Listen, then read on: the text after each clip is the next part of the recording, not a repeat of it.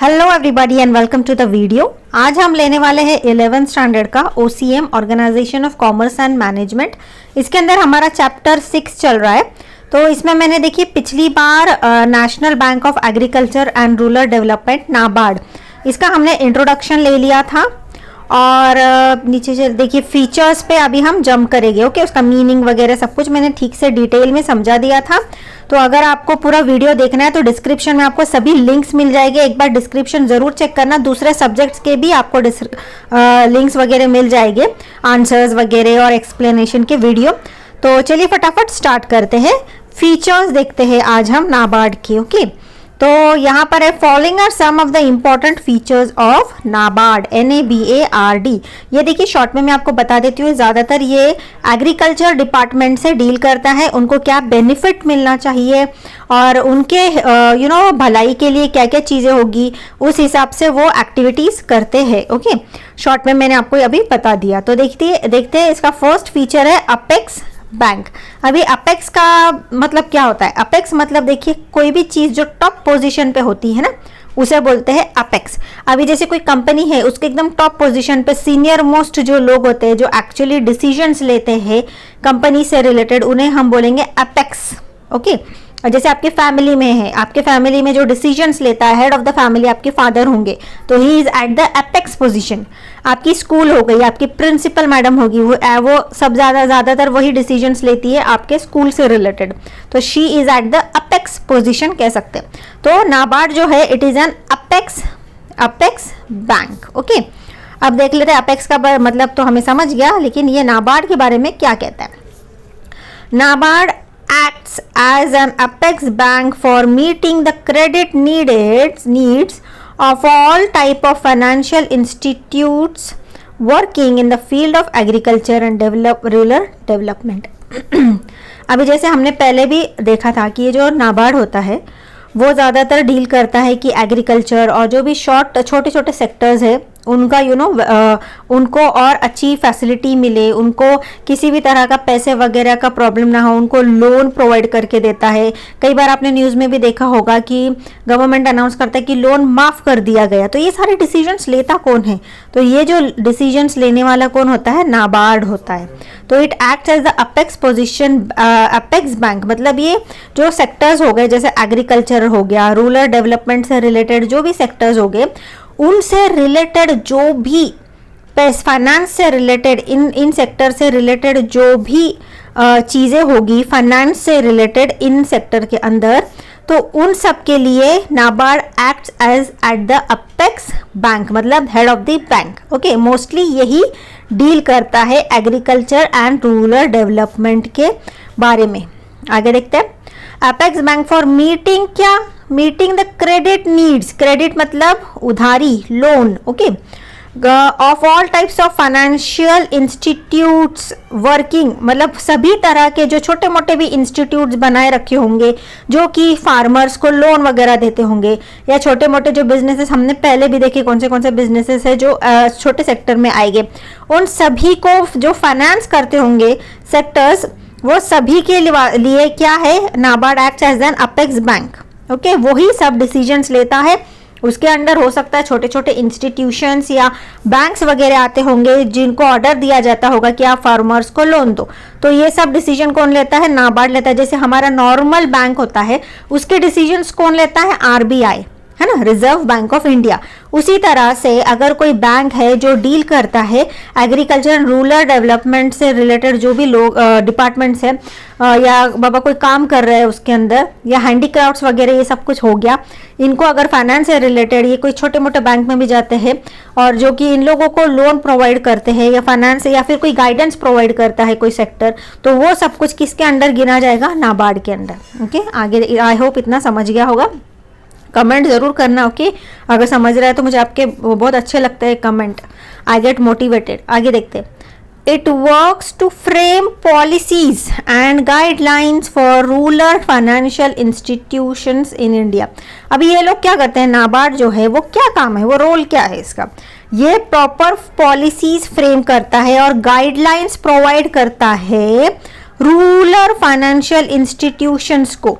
Okay मतलब ये जो इंस्टीट्यूशंस है जो कि लोन प्रोवाइड करने वाले हैं या क्रेडिट प्रोवाइड करने वाले हैं एग्रीकल्चर सेक्टर को, तो ऐसे जो बैंक्स या फाइनेंशियल इंस्टीट्यूशंस होंगे उनके लिए कुछ गाइडलाइंस लाता होगा कि आपको देखिए ऐसा ऐसे हालात है तो इतना इतना पैसा दो, अगर ऐसे कंडीशंस है पैसे माफ करने हैं तो ऐसा ऐसा करो, कुछ रूल्स एंड पॉलिसीज होगा। बिना पॉलिसीज एंड रूल्स के तो कोई चीज चलती नहीं है, तो उसने कुछ rules and policies let down किए होंगे जो कि फॉलो करना कंपलसरी होगा फाइनेंशियल इंस्टीट्यूशंस को।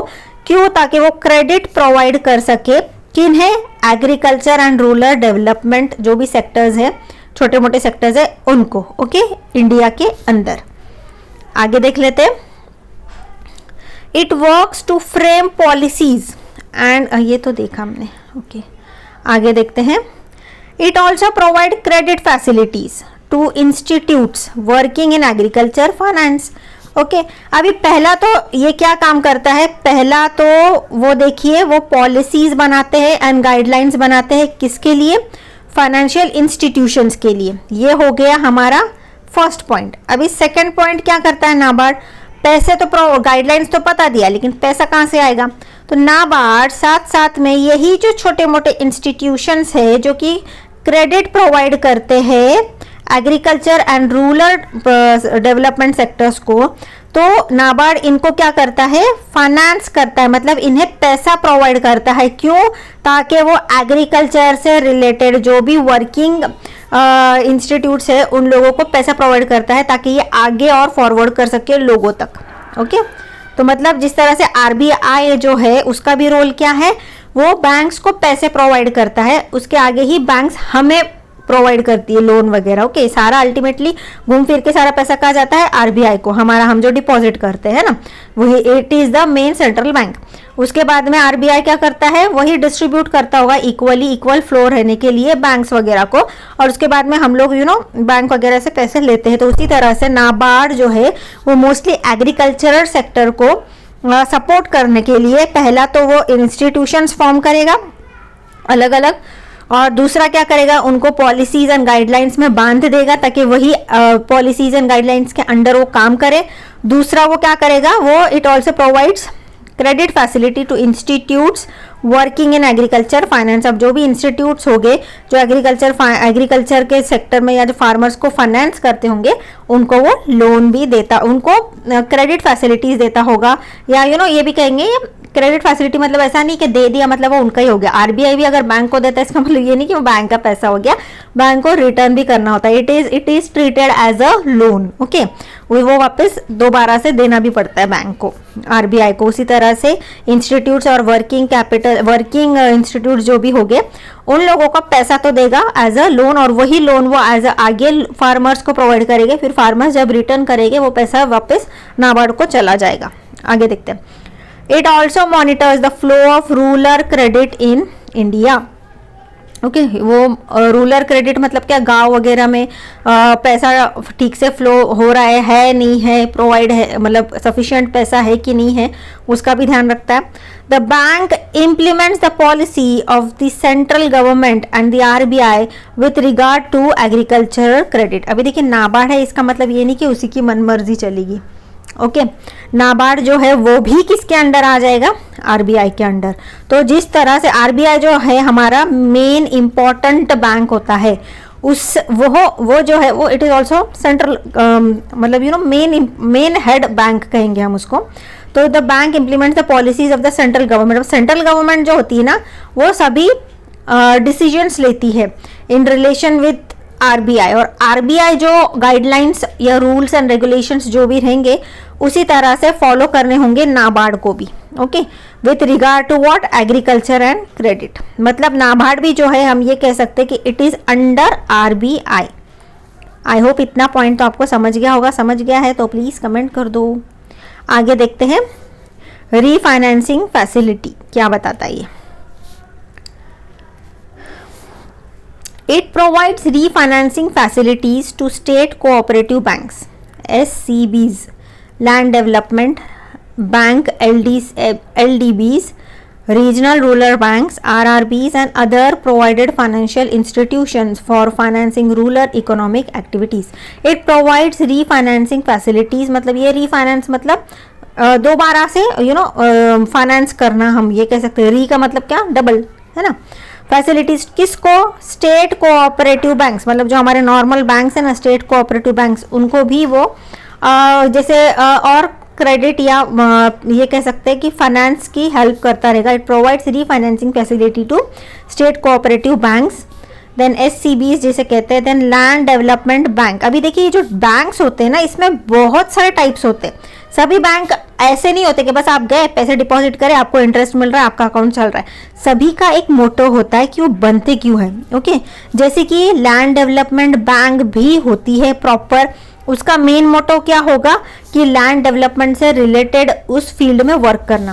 देन स्टेट कोऑपरेटिव बैंक्स होगी जो कि स्टेट के लोगों के लिए वर्क करती है, स्पेशली मतलब आप और हम जैसे लोग अकाउंट खोल सके। देन रीजनल रूरल बैंक्स होते हैं, ओके, ताकि वो रूरल एरियाज में चल सके, है ना। RRBs जिसे हम कहेंगे, तो अलग अलग होते हैं। जैसे हम ये कहेंगे कि IDBI, तो IDBI जो होता है वो इंडस्ट्रियल डेवलपमेंट बैंक होता है, मतलब वो स्पेशली इंडस्ट्रीज का वेलफेयर के लिए बनाए जाते हैं। हालांकि कोई भी मना नहीं करेगा आपको वहां पर अकाउंट खोलने से, लेकिन इन सभी का कुछ ना कुछ मोटो होता है। ओके, ICICI बैंक हो गया, देन IDBI बैंक हो गया, HDFC बैंक जो है वो हाउसिंग लोन स्पेशली प्रोवाइड करने के लिए बनाया गया था। ओके, इन सभी का कुछ ना कुछ मोटो होता है। And other provided financial institution for financing rural economic activities, मतलब हम ये कहेंगे कि कहीं ना कहीं रूरल एरियाज का भला करने के लिए नाबार्ड को बनाया गया है। मोस्टली उसके इकोनॉमिक एक्टिविटीज अच्छे से चल पड़े, इसलिए इसे बनाया गया है। आगे देखते हैं, उतना वो ध्यान रखता है। आगे देखते हैं, it also provide short term, medium term and long term credit to this institutes. अब ये जो इंस्टीट्यूट्स है, जैसे कि ये स्टेट बैंक हमने देख लिया, लैंड डेवलपमेंट देख लिया, रूरल बैंक हो गया, अभी ये जो सब इंस्टीट्यूट या फाइनेंशियल इंस्टीट्यूशन देख लिया, तो अभी हमने ऊपर भी वही देखा। तो ये क्या करता है कि ये जितने भी बैंक्स वगैरह हो गए, इंस्टीट्यूशंस हो गए, नाबार्ड इनको शॉर्ट टर्म, मीडियम टर्म और लॉन्ग टर्म, शॉर्ट मतलब थोड़े टाइम के लिए, मीडियम मतलब कुछ महीनों के लिए होगा, और लॉन्ग टर्म मतलब सालों साल, या मीडियम टर्म एक या 2 साल के लिए भी कहा जाएगा, और लॉन्ग टर्म मतलब काफी लंबा ड्यूरेशन, जैसे कि 5 साल 10 साल, इस तरह के लोन्स इन इंस्टीट्यूशंस को प्रोवाइड करता है। उसके बाद में वो अपना बैंक का वर्किंग देखते हैं, और आगे जिसे फॉरवर्ड करना है पैसा वो देखते हैं, वर्क उसका। ओके, आगे, during natural calamities such as droughts, crop failure, floods, the bank helps by refinancing commercial and cooperative banks so that the farmers tide over that difficult period। अभी देखिए फार्मर्स की बात आती है तो फार्मर्स को काफी कुछ झेलना पड़ता है ना। और agriculture is the main sector of our India, ये हमने पहले भी देख लिया। तो अभी बहुत सारी ऐसी चीजें होती है जो पता नहीं होती है लेकिन हो जाती है, जैसे कि सूखा पड़ जाना, या बाबा फ्लड आ जाना, है ना, बाढ़ आ जाना, भूकंप आ जाना। इसके वजह से क्रॉप के ऊपर बहुत ज़्यादा नुकसान हो जाता है, फार्मर्स को बहुत नुकसान झेलना पड़ता है, मेंटली एंड फाइनेंशियली भी, है ना। तो फिर उसके बाद में क्या होता है, अभी फिर अगर उसने लोन लेके सपोज उसने खेती स्टार्ट किया है अपना, या लोन लेकर बैंक से कुछ बीज वगैरह खरीदे होंगे, कुछ इक्विपमेंट्स खरीदे होंगे, ये सोच के कि आगे उसका अगर सेल होगा वेजिटेबल्स वगैरह तो लोन चुका देगा। लेकिन ये सब कुछ नेचुरल कैलामिटीज़ के वजह से क्या होता है, वो अपना लोन नहीं चुका पाता है वक्त पे, या फिर उसके पास पैसा ही नहीं है। इसीलिए क्या होता है, बहुत सारे फार्मर्स को सुसाइड वगैरह का केस भी हम देखते हैं, क्योंकि उनके सर पे बहुत सारा कर्जा होता है और उनका जो फील्ड्स वगैरह पूरे तबाह हो जाते हैं, उनके पास पैसा नहीं होता है लोन वगैरह रिटर्न करने के लिए। तो ऐसा समझिए उनके पास कोई दूसरा ऑप्शन नहीं होता है, जिसकी वजह से बहुत सारे फार्मर्स हम खो देते हैं, उनकी लाइफ चली जाती है। लेकिन लाइफ ज़्यादा इंपॉर्टेंट है, इसीलिए बहुत ज़्यादा ड्रास्टिक एंड इंपॉर्टेंट स्टेप्स लेना पड़ता है गवर्नमेंट को। तो इस तरह से उनका ख्याल रखना है फार्मर्स को, उन्हें ध्यान रखना है। इसीलिए गवर्नमेंट क्या करता है, उनका कई बार लोन भी माफ़ कर देता है, या फिर कम कर देता है, उसके ऊपर का इंटरेस्ट माफ कर देगा, या लोन माफ कर देगा पूरा का पूरा, या बोलेगा ओनली जो इनिशियल अमाउंट जितना उसने लिया था वो पे करे, या फिर हो सकता है वो ड्यूरेशन बढ़ा दे। 1 साल का लोन लिया होगा तो बोलेगा 4 साल में भर दो ऐसा, या अगले साल भर दो, ऐसी भी फैसिलिटीज दे देता है। ओके, आगे देख लेते हैं। assistance to financial institutes. Okay, it plays an important role in preparing and developing action plan for cooperative banks and regional banks. अभी ये important role है, ये normal sentence है. It also monitors implementation of development action plans of these bank. अभी देखिए finance वगैरह तो ये सब कुछ नाबार्ड हेल्प करता है, लेकिन साथ साथ में कहीं ऐसा ना हो कि ये बैंक बस नाबार्ड से पैसे ले रहे, आगे दे रहे, लोन उठा रहे, आगे प्रोवाइड कर रहे, फिर वो जो फार्मर्स है वो रिफंड कर रहे हैं अपना पैसा, और ये जो बीच वाले इंस्टीट्यूशनल बैंक है ये फिर से अपना लोन पे बैक कर रहे हैं. मतलब ये जो बैंक्स है ये बीच में बस एज एन मिडल मैन या इंटरमीडियरीज का ही काम कर रहे हैं. ऐसा नहीं होना चाहिए. बैंक्स का भी तो कुछ ना कुछ भला होना चाहिए ना, तभी तो कोई, आप देखिए कोई काम तभी करेंगे जब आपको भी रिटर्न में कुछ बेनिफिट मिले, आप भी खुश हो, है ना. अगर कोई मिडल मैन का काम करता है जैसे कि बैंक, अगर वो उसका कुछ काम करता है और वो खुद ही प्रोग्रेस नहीं करेगा उस फील्ड के अंदर, तो क्या मोस्टली तो हम यही देखते हैं कि फार्मर्स ज़्यादातर नुकसान में ही होते हैं, है ना. बहुत टाइम तो उनका लोन माफ़ कर दिया जाता है, लेकिन वो तो माफ़ हो जाता है या उनका कम कर दिया जाता है, ड्यूरेशन बढ़ा दिया जाता है, लेकिन इसके अंदर बैंक्स को भी तो मुसीबत आती होगी ना. बैंक्स को भी तो आगे नाबार्ड को पे बैक करना है वो सभी अमाउंट, इजंट इट. फार्मर्स का भले उन्होंने गवर्नमेंट ने डिक्लेयर कर दिया फार्मर्स को हम चलो माफ करते लोन, लेकिन बैंक के सर पे जो कर्जा है नाबार्ड से लिया हुआ उसे भी तो पे बैक करना है. तो उसके लिए भी तो नाबार्ड ने सोचना चाहिए. तो उसका भी, या फिर तो ग्रो ही नहीं करेगी, बैंक को तो बंद हो जाना पड़ेगा, है ना. तो it plays an important role in preparing and developing action plans for cooperative banks and regional banks. It also monitors implementation of development action plan. अभी कई बार क्या होता है, नाबार्ड जो है उसको बैंक के बारे में भी सोचना है, तो इसीलिए वो कुछ ऐसी एक्टिविटीज करता है, कुछ ऐसे डेवलपमेंटल एक्शन प्लान्स बनाता है जिससे बैंक का भी कल्याण हो. ओके, आगे. इट प्रोवाइड्स फाइनेंशियल, अब कैसे करता है, it provides financial assistance to cooperative bank for building improved management information system. अभी वो एक हेल्प करता है बैंक्स को ताकि वो अपना जो मैनेजमेंट है वो इम्प्रूव कर सके. ओके, उसका जो मैनेजमेंट सिस्टम है वो अच्छा चल सके, वेल क्वालिफाइड एम्प्लॉयज़ को वो अपॉइंट करता रहेगा, बेस्ट टेक्नोलॉजी देता होगा, कंप्यूटर्स वगैरह ये सब कुछ प्रोवाइड करता होगा, ट्रेनिंग की ज़रूरत होगी ट्रेनिंग देगा. कंप्यूटराइजेशन, देखिए अभी जो मैंने आपको बोला, computerisation of operations and development of human resource. Human resource मतलब क्या कि प्रॉपर वेल ट्रेन्ड लोगों को वहाँ पे अपॉइंट करेगा, और अपॉइंट करने के बाद कई बार ऐसा हो जाता है कि लोग सालों साल वहाँ पर जॉब करते हैं, लेकिन उनके पास जो लेटेस्ट इंफॉर्मेशन या नॉलेज जो है, जो नए बच्चों के पास होती है, जो नए पढ़ के निकलते हैं बच्चे, उनके पास ऑब्वियसली लेटेस्ट नॉलेज होता है, लेकिन जो ऑलरेडी जॉब कर रहे हैं, जो पुराने हो चुके हैं, उनको भी तो ट्रेनिंग देना ज़रूरी है, तो उन्हें भी ट्रेनिंग दी जाती है नाबार्ड की तरफ से. आगे देखते हैं, provides credit for rural development. Okay, it takes initiatives in the development and promotion of different activities in rural areas by providing funds to state government. Okay, वही मतलब अभी जो हमने ऊपर देखा, it takes initiative in the development and promotion of different activities. अलग अलग different activities में बैंक का हम क्या कर सकते हैं, तो वो भी बढ़े, वो भी activities की तरफ नाबार्ड ध्यान देता है. Okay, in rural areas by providing by funds to state government. Okay, funds by state government, तो स्टेट गवर्नमेंट भी हेल्प करता है नाबार्ड को, और नाबार्ड आगे जाके बैंक्स को हेल्प करेगा. It also provides refinancing for upliftment of weaker section of the society.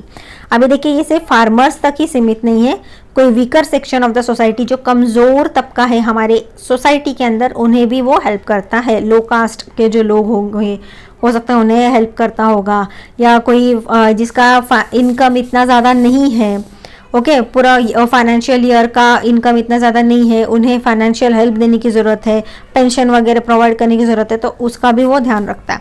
It also works on improvement of small and minor irrigation by way of promoting agriculture activities. अभी देखिए इरीगेशन मतलब क्या, पानी से related हो गया. Irrigation department specially है हमारे इंडिया में जो प्रॉपर वाटर से डील करता है. ओके, तो इरिगेशन मतलब क्या, पानी, खेती के लिए तो पानी बहुत ज़्यादा ज़रूरी है, तो ये उसके भी रिलेशन में बहुत ज़्यादा वर्क करता है. आगे, provides finance for promotion of non farm activities and employment in non farm sectors for the purpose of reducing rural unemployment. अभी देखिए एग्रीकल्चर के ऊपर वो ध्यान देता है, बहुत अच्छी बात है, लेकिन वो क्या करता है, सिर्फ एग्रीकल्चर की तरफ ध्यान नहीं देता है। कुछ फार्मर्स होंगे या उनके बच्चे होंगे जो सिर्फ फार्मिंग नहीं करना चाहते, लेकिन फार्मिंग से रिलेटेड हो सकता है वो कुछ ट्रैक्टर बनाना चाहते हो, ओके, प्लाउइंग का कुछ नया इक्विपमेंट बनाना चाहते हो, उसके अंदर कुछ अपना बिजनेस स्टार्ट करना चाहते हो, ऐसी भी चीज़ों को वो हेल्प करता है, ताकि ऐसा ना हो कि कल को सिर्फ प्योरली एक आधा फैमिली प्योरली अगर एग्रीकल्चर के ऊपर ही 100% डिपेंड रहा और फ्लड्स वगैरह आ गए तो पूरे का पूरा फैमिली बर्बाद हो जाएगा। उसमें से एटलीस्ट अगर एक बेटा भी कुछ और सेक्टर में अपना काम करता है तो एक सपोर्ट हो जाता है, हेल्प हो जाती है उस फैमिली को। तो इस तरह का भी असिस्टेंस वो देते हैं। आगे देख लेते हैं, एक पॉइंट्स है, provides credit rule by providing, हम अभी ये वाला देख लेते हैं, 5th पॉइंट है ना हमारा। आगे, supervision of financial institutes engaged in agriculture finance, okay, supervision of financial institutes engaged in agriculture finance. It undertakes inspection of regional rural banks RRBs and cooperative banks as per the guidelines of Banking Regulation Act 1949, okay. अभी ये क्या करता है, जो भी regional rural banks होंगे, मतलब local rural गांव के जो बैंक्स होंगे, मतलब मैं आपको समझा रही हूँ, एक्चुअली उसको रीजनल रूरल बैंक ही कहते हैं, RRBs कहते हैं, ओके, एंड कोऑपरेटिव बैंक्स जो हो गए, okay, as per the guidelines, अभी उनको भी कुछ रूल्स एंड रेगुलेशंस पे अबाइड होना जरूरी है, सबके लिए गाइडलाइंस होता है। तो ये जो रीजनल रूरल बैंक है वो किन किन के रूल्स लेट डाउन किए होंगे तो फॉलो करेंगे, तो बैंकिंग रेगुलेशन एक्ट 1949 के अंडर जो भी rules and guidelines and regulations दिए गए होंगे वो compulsorily regional rural banks and cooperative banks को फॉलो करने होंगे। It can also undertake inspection of state cooperative agriculture, okay, वो चाहे तो इंस्पेक्शन भी कर सकता है, किसका, नाबार्ड, ओके, किसका इंस्पेक्शन करेगा, इंस्पेक्शन मतलब चेक करेगा काम ठीक तरह से हो रहा है नहीं हो रहा है वो सब कुछ, कौन का, किसका, state cooperative agriculture and Rural development banks, SCARDBS, okay, in state cooperative agriculture rural development banks and apex non-credit cooperative societies on a voluntary basis, and apex मतलब जो टॉप पोजीशन पे होंगे, जो लोन प्रोवाइड करते होंगे इस तरह के सेक्टर्स को, okay, non credit cooperative societies, okay, top position पे जो होंगे, अपेक्स मतलब टॉप, तो उनको भी एज अ वॉलंटरी बेसिस, मतलब उनका अचानक, मतलब अगर उनको चेक करना है, वॉलंटरी मतलब उनको किसी एक सेक्टर एक इंस्टीट्यूशन का भी अगर चेक करना है तो कर सकते हो, सबका करना हो तो भी वो चेक कर सकते हो कि सब कुछ ठीक ठाक चल रहा है कि नहीं, ओके। आगे देखते हैं, provide recommendations to Reserve Bank of India. It provides recommendations to Reserve Bank of India on the issue of license to cooperative banks, opening of new branches by state cooperative banks and regional rural banks. Okay, अभी देखिए नाबार्ड साथ में क्या करता है, it provides recommendation. अभी reserve bank of India ये obviously हमारे टॉप पोजीशन पे बैंक्स है RBI, लेकिन क्या करता है नाबार्ड, इन्हें भी एज अ सलाह देता है कुछ चीज़ों के अंदर, okay. Reserve bank of India है, टॉप पोजीशन पे है, ठीक है, लेकिन इन्हें भी तो सलाह की ज़रूरत पड़ती होंगी ना, राय की ज़रूरत, तो नाबार्ड जो है वो रिजर्व बैंक ऑफ इंडिया को भी राय देता होगा अपनी, किस चीज़ों से रिलेटेड, लाइसेंस से रिलेटेड, किसके लिए, कोऑपरेटिव बैंक के लिए, ओपनिंग ऑफ न्यू ब्रांच, अगर कोई न्यू ब्रांच खोलनी है, किसे, बाय कोऑपरेटिव बैंक्स और रीजनल बैंक्स को, ओके। आगे देखते हैं,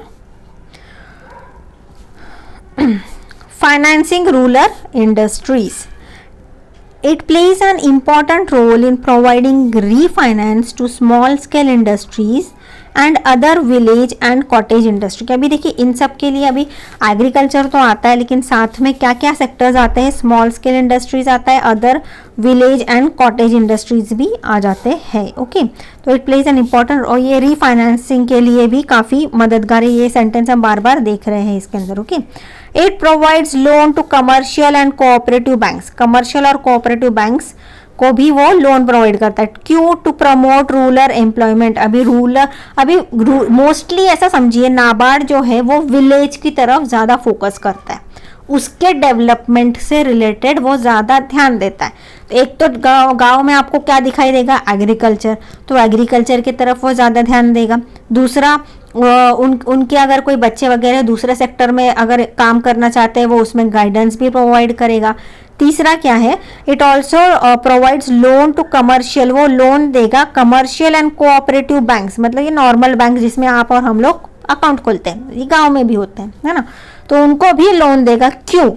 अगर ये वाले जो बैंक है ये हेल्प कर रहे हैं प्रमोट करने के लिए रूरल एम्प्लॉयमेंट को, रूरल एम्प्लॉयमेंट बढ़ाने के लिए अगर वो लोग वर्क कर रहे हैं तो उन्हें भी वो लोन देगा। आगे, it organises skill and entrepreneurship development programmes to promote and entrepreneur culture among the rural youth and encourage them to start enterprise in rural areas. अभी रूरल एरियाज मतलब इसका मतलब ये हो गया, अभी हमने एमएसएमई के बारे में सीखा था, है ना, पिछले लेक्चर में। SIDBI जो होता है, SIDBI वो किस में वर्क करता है सेक्टर में, mostly small and medium scale industry, मतलब MSME में डील करता है SIDBI, है ना, वो डिपार्टमेंट। और ये जो नाबार्ड है, नाबार्ड क्या करता है इनडायरेक्टली, मतलब कहीं ना कहीं ये SIDBI से भी थोड़ा बहुत लिंक्ड हो गया ऐसा समझिए। लेकिन इसमें स्पेशली वो क्या ध्यान देता है कि वो बच्चे या वो लोग जो गांव में रहते, स्पेशली रूरल एरियाज में जो रहते हैं, जिनको जो चाहते हैं अपना खुद का बिजनेस, मतलब ऐसा समझिए इनडायरेक्टली MSME, है ना, medium small medium micro and medium scale industry, small scale industries.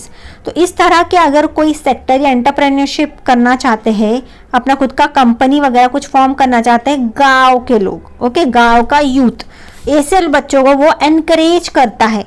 और उन्हें अगर गाइडेंस की ज़रूरत होगी तो गाइडेंस भी देगा, फाइनेंस की ज़रूरत होगी तो फाइनेंस की भी हेल्प करेगा, ओके। मतलब वो ज़्यादा से ज़्यादा कोशिश करता है कि जो गांव के या विलेज साइड के जो लोग हैं वो प्रोग्रेस करें। आगे, role in national development, okay, it plays an important role in the improvement of storage facilities for agriculture commodities by promoting development of warehousing facilities. अभी देखिए फार्मिंग वगैरह तो कर लिया, फाइनेंस भी हमको हेल्प कर लिया, ओके। लेकिन एक और बहुत ज़्यादा इंपॉर्टेंट चीज़ है कि जब वो चीज़ बन जाती है ना, खेती में बन जाती है, उसके बाद में उसको सेल करना होता है। सेल करना होता है इसका मतलब उसको वो इतना ज़्यादा क्वांटिटी में होता है तो उसको स्टोर करना बहुत ज़्यादा ज़रूरी है। और हर एक फार्मर का इतना कैपेसिटी नहीं होता कि वो अपना खुद का वेयर हाउस अफोर्ड कर सके। क्यों? क्योंकि उसके अंदर बहुत ज़्यादा कोल्ड स्टोरेज भी रहना चाहिए ताकि वो चीज़ें सड़ ना जाए, पेरिश ना हो जाए, है ना। तो कोल्ड स्टोरेज का भी ध्यान रखना होगा। और जब इतने ज़्यादा पैमाने में अगर वो चीज़ें उगाएगा और वो स्टोर नहीं करेगा तो सोचिए कितना नुकसान उसको झेलना पड़ेगा। तो इसलिए वो उसके लिए वो नाबार्ड जो है वो हेल्प करेगा। वेयर हाउसेज गवर्नमेंट की तरफ से इस तरह के वेयर हाउसेज प्रोवाइड किए जाते हैं फार्मर्स को ताकि वो अपनी चीज़ों को स्टोर कर सके, वो खराब ना हो जाए और वो बिक जाए और फार्मर्स का भी नुकसान ना हो, ओके। आगे देखते हैं, it has also promoted the export of agriculture commodities. अभी देखिए स्टोरेज का तो वो ध्यान रखता है, साथ साथ में ना मैं आपको एक चीज़ बताती हूँ कि फॉरेन कंट्रीज में ना बहुत सारे हमारे इंडियन लोग भी होते हैं, लेकिन वो तरस जाते हैं कि उनको इंडियन वेजिटेबल्स ये सब कुछ भाजी वगैरह नहीं मिल पाती है, ओके। तो क्या होता है, जो हमारा गवर्नमेंट है या हमारे लोकल विलेजर्स टाइप के लोग होंगे वो लोग यहाँ से इंडिया से एक्सपोर्ट करते हैं सब्जी वगैरह बाहर, ताकि हमारे इंडियन लोग हो या भले वो इंडियन ना भी हो, ओके, तो वो लोग वो चीज़ का एंजॉय कर सके। इनफैक्ट मैं बोलूँगी इतना फास्ट होता है कि यहाँ से वो खेती से माल निकलता है, एक दिन में फॉरेन कंट्री में चला भी जाता है और वो बिक भी जाता है। मतलब जितना फास्ट हमारे लोकली काम नहीं होता रहेगा ना, उतना फास्ट ये एक्सपोर्ट का होता है। बिकॉज मैं भी आउट ऑफ कंट्री रह चुकी हूँ तो मैंने खुद ये एक्सपीरियंस किया है कि इतना फ्रेश और बहुत ही अच्छा चीज़ वहाँ पर भेजी जाती है, okay. It has also promoted to export of agriculture commodities, okay. आगे देखते हैं, it is playing a key role in sustainable development of the country through green, blue and white resolution. अभी जो नाबार्ड है वो green, blue and white resolution के under बहुत ज़्यादा बेहतरीन काम कर रहा है. सस्टेनेबल डेवलपमेंट, जहाँ से हमारी कंट्री का डेवलपमेंट हो सके. किन सेक्टर में? Green, blue and white revolution के अंदर. आई होप आपको इतना समझ गया होगा. आगे लिखते हैं. Okay, khadi and village industries commission KVIC. अभी इसे मैं अगले वीडियो में ले लेती हूँ. ओके, वरना वीडियो बहुत लंबी हो रही है. कंटिन्यूस वीडियो देखना है तो प्लेलिस्ट की लिंक आपको डिस्क्रिप्शन में मिल जाएगी या मेरे अकाउंट पे जाके आप चेक कर लो. कोशिश करिए पूरा वीडियो देखिए ताकि कोई भी इंपॉर्टेंट चीज़ आपसे मिस ना हो. और अपने दोस्तों के साथ ज़रूर शेयर करिए इस छोटे मोटे चैनल को मेरे. प्लीज़ थोड़ा सा हेल्प करिए, शेयर करिए अपने फ्रेंड्स के साथ. इसे ग्रो करने के लिए हेल्प करिए. कमेंट कर दीजिएगा, एक लाइक दे दीजिएगा अगर पसंद आए तो चलिए, bye bye, have a good day. मिलते हैं अगले वीडियो में.